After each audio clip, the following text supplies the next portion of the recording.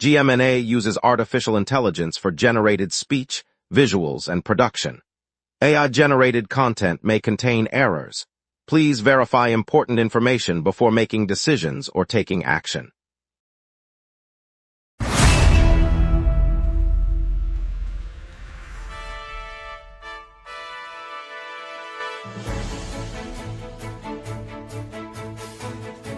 Live from the GMNA News Center, this is the Lunch Break News Hour. Good afternoon, Montreal. A penalty kick gave Nashville a 1-0 win over CF Montreal, and the Alouettes are set to debut Deadman against Hamilton. Meanwhile, traffic's only seeing minor delays and the weather looks clear for tonight's El International des Views. Over to you, Jeff. Jerry Seinfeld will perform live at the Bell Center on Saturday, July 26, with doors opening at 6 p.m. and the show starting at 7 p.m. Tickets are available in 3 price tiers. General admission from $35, premium seats from $60, and VIP packages up to $150, sold through the official website. The performance marks Seinfeld's first stand-up appearance in Montreal since his 2019 World Tour, and the show will feature classic routines alongside new material. Lots to get to, CJ. We've got a packed day ahead, so let's dive right into the news and start sharing what matters to Montrealers. Good morning, Montreal. CF Montreal fell to Nashville SC yesterday at Geodis Park in a Major League Soccer regular season clash that ended in a 1-0 defeat. The only goal arrived in the second half when Nashville earned a penalty kick, which the designated taker converted without reply. CF Montreal applied pressure throughout the opening period, generating several chances, yet they were unable to find the net before the spot kick settled the contest. The match concluded with Nashville collecting 3 points and Montreal departing the field empty-handed. The result leaves Nashville with a full 3 points from the encounter, while Montreal adds another loss to its road itinerary. Both clubs will look to regroup as the season advances toward its final phase. The fixture formed part of the league's mid-season schedule, with each side aiming to improve its standing as the campaign moves forward. 16 caribou calves were born in captivity in Quebec this year, officials confirmed Monday. The births mark the largest single-year addition to the province's managed herds, but wildlife experts warn that they underscore a persistent problem. Quebec has yet to restore sufficient natural habitat for the species. Without viable wilderness, the province continues to rely on captive breeding programs to prevent local extinction. Researchers noted that the calves, raised at 2 government-run facilities, will remain under intensive care for several months before being introduced to semi-wild enclosures. They added that while the births are a short-term boost, long-term recovery hinges on re-establishing large, undisturbed tracts of boreal forest. Until then, the province's caribou will remain largely dependent on human-maintained populations. Provincial wildlife officials said the program will continue to receive funding through next fiscal cycle, reflecting the government's commitment to safeguard the species while habitat projects move forward. Strawberry growers across Quebec are turning to off-soil cultivation as the province's warming climate makes traditional open-field production increasingly risky. Farmers plan to harvest berries inside raised field shelters that keep the plants above the ground, eliminating direct soil contact and shielding crops from erratic temperature swings and heavy rain. Approach already used in small trials relies on hydroponic nutrient solutions in controlled environments to mimic ideal growing conditions while conserving water. Producers say the method could extend the season and reduce losses tied to sudden frosts or heat spikes that have become more common in recent years. Agricultural officials note the shift reflects a broader move toward protected agriculture as Quebec seeks to preserve its reputation for high-quality fruit despite climate pressures. If successful, the technique could serve as a model for other fruit growers facing similar climate challenges across the province. Deadman will step onto the field for his first game with the Alouettes on Tuesday when the team hosts the Hamilton Tiger Cats. The return specialist joins the roster to breathe new life into a kick return unit that has struggled in recent weeks. Coaching staff hope his speed and vision will give the special teams squad a spark and improve field position early in the contest. The move follows a series of roster tweaks aimed at sharpening the Alouettes' overall play after a mixed start to the season. Fans can expect a fresh dynamic on punt and kickoff returns, with Deadman slated to handle both duties if the coaches keep him on the ball. The game at Percival Molson Memorial Stadium promises an extra layer of excitement as the Alouettes look to turn the tide against Hamilton. Yesterday, the SDM confirmed that Android smartphones can now hold Opus Transit passes for riders throughout the Greater Montreal area. The update lets users load their Opus card onto compatible Android devices and tap the phone at turnstiles, eliminating the need for the traditional plastic card. The digital option works across the metro, bus, and commuter train networks, and requires the same fare validation as a physical card. SDM officials said the feature rolled out at 15 minutes past 3 Eastern Daylight Time, and is available to any Android handset supporting near-field communication. Riders who previously relied on a physical Opus card can simply open the transit app, add their pass, and begin tapping immediately. The change aligns with broader efforts to modernize fare payment, and offers a convenient alternative for the growing number of Android users in the region. From a tornado that ripped through the Laurentians to our top headlines, we've got the latest. Stay tuned, we will be right back. Watch the local sunset tonight at 6 p.m. for all your local Montreal news. Welcome back, everyone. Here, what's happening in our city, and now Jeff Laflamme brings you the local stories you need to hear. Canada's men's national soccer team will host Chile and Peru for 2 international friendlies later this summer. The first match is set for September 26th in Toronto, while the second will be played October 3rd on home soil in Montreal. Both games are part of the Federation's preparation for next year's major tournaments, offering fans a chance to see the squad in action against South American opposition. Ticket sales are already underway, and local businesses anticipate a boost in traffic as supporters gather at stadiums and nearby restaurants. Public transit will increase service on match days, making it easier for families to attend without driving. For residents who enjoy a night out, the Montreal fixture provides an opportunity to combine sport with the city's vibrant dining scene. The events also give aspiring players a glimpse of the level required to compete internationally. Damage across the Laurentians on yesterday was linked to a storm officials now suspect was a tornado. Environment Canada confirmed the assessment after teams surveyed toppled trees, shredded roofs, and scattered debris along the highway corridor. Dominic Martel, a senior meteorologist with the agency, said the pattern of destruction matches the vortex tracks typical of tornadoes, a phenomenon rarely seen in Quebec. The investigation will focus on pinpointing the storm's origin and determining whether any warning systems were triggered. Residents described hearing a loud, rolling roar before the wind tore through homes and farms, leaving several families without power. Cleanup crews are already on the ground, and authorities are urging anyone with additional observations to report them to the agency. Officials noted the rarity of such events in the province and said the findings will inform future storm preparedness. Canada Transport Safety Board cites temperature swings in Quebec train derailment. The Transportation Safety Board of Canada said its investigation of a freight train derailment in northern Quebec in December 2025 could not determine a single definitive cause. However, the board identified rapid temperature fluctuations as a possible contributing factor. The incident occurred on a remote line in the province's north, sending several cars off the tracks and prompting a suspension of service while crews cleared the site. No injuries were reported, but the derailment disrupted freight movements for days. The board's report notes that extreme temperature changes can affect rail integrity and equipment performance, and it will continue to examine additional data before issuing findings. The incident involved a freight service operated by a railway company, and the line remains closed pending inspections. Officials said the board will collaborate with the railway to review track conditions and equipment performance. Power was knocked out across Laval Wednesday morning after violent storms rolled through the region yesterday. Utilities confirmed that more than 40,000 households in the city remain without electricity, contributing to a province-wide total of over 58,000 homes in the dark. Residents reported loss of air conditioning, refrigeration, and lighting during the heat of the day, forcing many to rely on neighbors or temporary generators. Crews from the electric company are on the streets, prioritizing critical services and working through the afternoon to restore service. Officials said the storms brought down trees and damaged lines, and repairs could stretch into the coming days. The outage has disrupted home offices, schoolwork, and small businesses that rely on electricity for computers and refrigeration. Authorities urge people to conserve any remaining power and to stay alert for updates as restoration progresses. The genetic analysis released yesterday revealed that melanoma tumors can be transmitted between catfish populations in Quebec and the northeastern United States. Researchers examined tissue samples from multiple farms and wild streams, identifying a shared cancer-linked DNA signature that moves through skin cells during mating or injury. While melanoma in humans is classified as non-contagious, the study joins a short list of documented transmissible cancers in wildlife, such as the facial tumor disease in Tasmanian devils and the sea lion leukemia in California. Scientists caution that the finding does not imply a risk to people and suggests a need for monitoring fish health in commercial and recreational waters. The work, published in a peer-reviewed journal, suggests that disease management strategies may have to consider genetic pathways that allow cancer cells to spread across individuals. Let's get a look at your afternoon forecast with our meteorologist for today. A westward jet and rising pressure squeeze out moisture, leaving Montreal under a dry, overcast noon. The all-time high for July 23 stands at 30.9 degrees, recorded in 2022 during an extended heat wave that pushed the province into the upper 30s.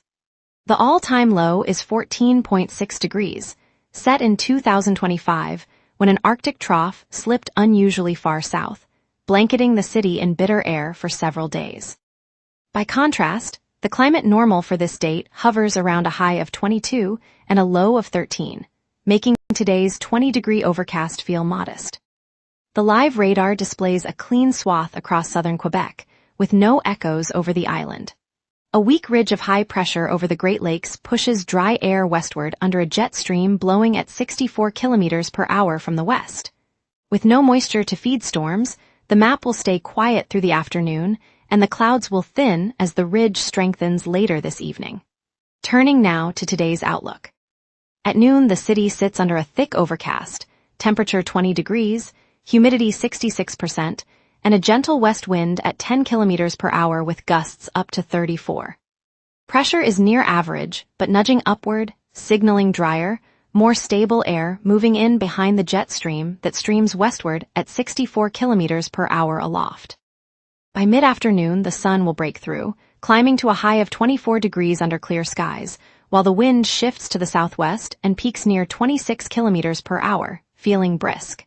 The ultraviolet index sits at 6, and no weather alerts are in effect. As the sun sets around 8:33, temperatures will dip to 13 degrees, leaving a calm night. Looking ahead, Friday brings a clear sky and a high of 27 degrees with a low of 15, as the ridge stays anchored over the region. Saturday's sunshine yields a high of 29 and a low of 18, though clouds thicken.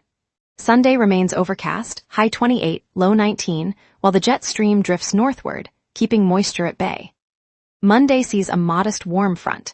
Clouds linger and rain chances rise to 35% with a high of 27 and a low of 20. Tuesday turns wet, with light rain throughout, a high of 23, a low of 17, and an 85% chance of precipitation. The pattern shifts from dry summer warmth to a cooler, wetter stretch by midweek. And that's your weather. Remember, the lunch break is also available as a podcast. Listen anytime on iHeartRadio or wherever you get your podcasts. Traffic's light, but you won't want to miss Jerry Seinfeld live. Look at the Alouettes. Season and Steve's Music Store Spotlight. We will be right back. Watch the local sunset tonight at 6 p.m. for all your local Montreal news. The biggest hit this morning is the southbound Day-Curry Expressway, closed and diverted onto Day-Curry Boulevard. Expect a queue from the Côte St. Lucian to the Turcotte interchange, adding 15 minutes. Northbound traffic in the Louis-Hippolyte La Fontaine Tunnel is halted. Southbound runs in contraflow, so drivers should allow extra time and follow signs. On the east, the Bonaventure Expressway near the Victoria Bridge runs with one lane closed, while the Claymont Bridge carries a single westbound lane. The service road between Tellier and Notre Dame Streets is down to one lane, and the Gouin to Henry Bourassa corridor has 2 of 4 lanes shut. Highway 520 also sees narrowed traffic as a lane was removed for overpass work. Transit, the yellow metro line is out at Barrie-UQAM after a power outage, so riders must use the green line. Bus 55 runs with minor delays from the traffic. Overall, most routes are moving, but plan for slower speeds and possible detours. Jerry Seinfeld takes the stage tonight at Place des Arts. Sal Wilfrid Pelletier delivering his signature observational comedy as part of the Just for Laughs festival, a must-see laugh for anyone looking to unwind. Seinfeld's return to Montreal offers a rare chance to hear the legend's material fresh, so grab tickets while they last. Across the city, the International des Feux Lot Quebec lights up the sky from the Jacques Cartier Bridge to the Old Port, marking its 40th anniversary with synchronized fireworks that turn any evening into a celebration. The competition pits teams from across Canada, turning each burst into a friendly rivalry you can watch from any iconic bridge. In Parc La Fontaine, Haiti N. Foley brings vibrant music, dance, and cuisine, offering a taste of Caribbean culture right in the heart of Montreal. Montreal Pride rolls out later this week with a downtown parade and concerts that showcase local queer artists, filling the streets with color and pride. And now here's Jason with sports. CFL receiver aims for record chase, Habs lock up forwards and new associate coach joins. Alouettes wide receiver Tyson Philpott told Sportsnet that maintaining his health could allow him to post numbers high enough to challenge existing CFL receiving records this season. He expressed confidence, noting the early signs are promising for a potential record-breaking campaign. The Canadiens announced they have re-signed forwards Jard Davidson and Hunter McCown to 1 year, two-way contracts for the 2026-27 season. The short-term deals add depth to Montreal's forward group as the club prepares for training camp.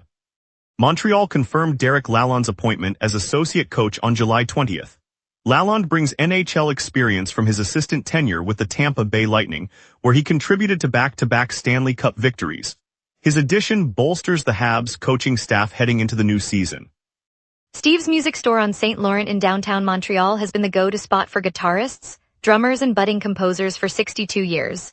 Today, the family-run shop announced it will auction off its remaining inventory as the doors prepare to close for the final time.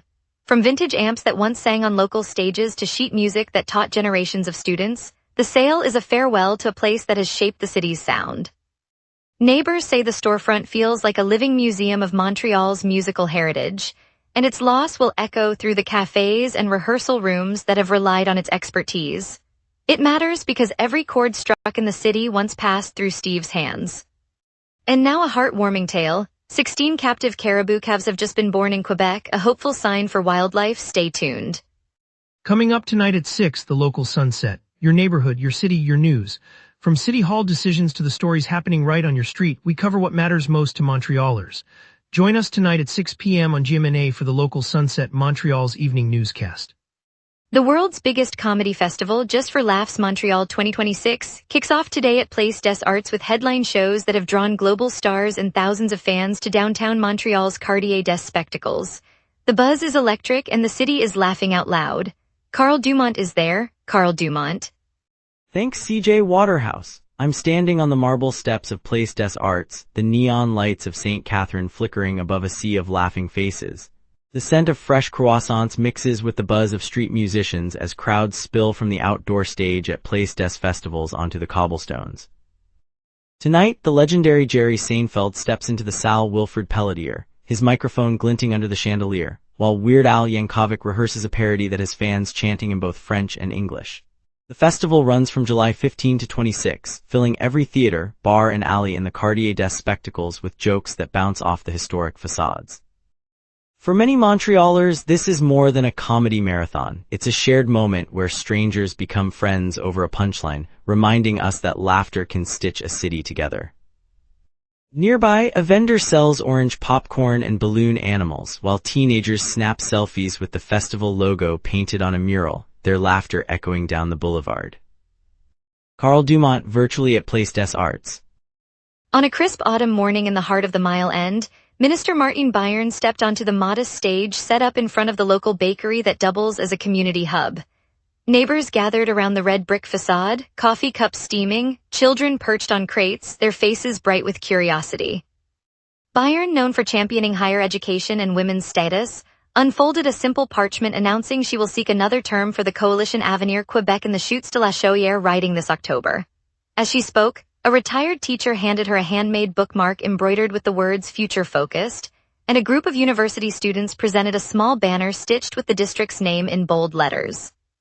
The crowd responded with a chorus of applause that lingered like the scent of fresh baguettes in the air. In that moment, the community felt the promise of continuity and the shared belief that their voices matter in the province's future. It's moments like this, where ordinary streets become a stage for collective hope, that remind us why we're all in this together. On a crisp Saturday morning in the heart of the Gouin neighborhood, the bustling market on St. Lawrence Street was alive with the hum of vendors and the scent of fresh bagels. It was there that a small crowd gathered outside the Liberal Party office after news broke that the party had withdrawn the nomination of actor Mitchell Savard, who had been slated to run in the upcoming provincial election. Savard had posted a series of Facebook comments months ago that likened the Parti Québécois to a regime from a dark chapter of history. When the post resurfaced, the party acted swiftly, issuing a public apology and asking Savard to step aside, a move that was met with quiet applause from passers-by. One onlooker, a retired teacher, remarked that the quick response reminded her of the city's long tradition of holding public figures to account. The moment that lingered was the collective sigh of relief as the community saw a commitment to respectful discourse reaffirmed. In Montreal, that quiet affirmation of accountability is a reminder that our public conversation can still be guided by care and responsibility. Thanks for joining us, Montreal, and for staying with the lunch break. Today's glimpse into 16 newborn caribou in Quebec reminded us of nature's resilience. We appreciate your curiosity and look forward to bringing you more stories tomorrow. See you then and have a great evening.